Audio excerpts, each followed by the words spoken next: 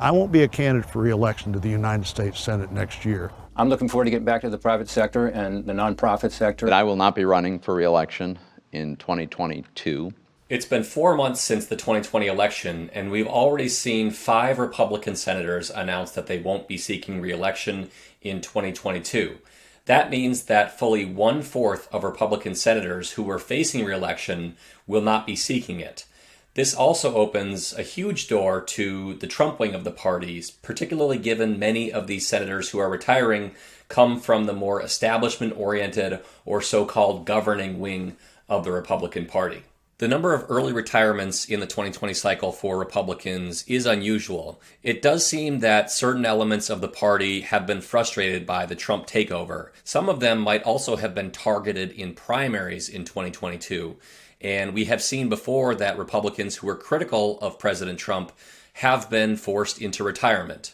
The big question in Missouri now is whether former Governor Eric Greitens decides to run. As you know, unfortunately, Roy Blunt has been out siding with Mitch McConnell. He's been criticizing the President of the United States over what happened on January 6th. He's been criticizing the President of the United States for not coming to Joe Biden's inauguration. So it's something that I'm certainly gonna keep the door open. In North Carolina, we also may see a Trump on the ballot, with the president's daughter-in-law, Laura Trump, potentially running. I've taken it very seriously, and I have no decision to announce live here on Sean Hannity tonight, but I'll tell you to stay tuned. And in Ohio, we've seen former state treasurer Josh Mandel launch his campaign by alluding to the idea that the 2020 election was stolen from Trump.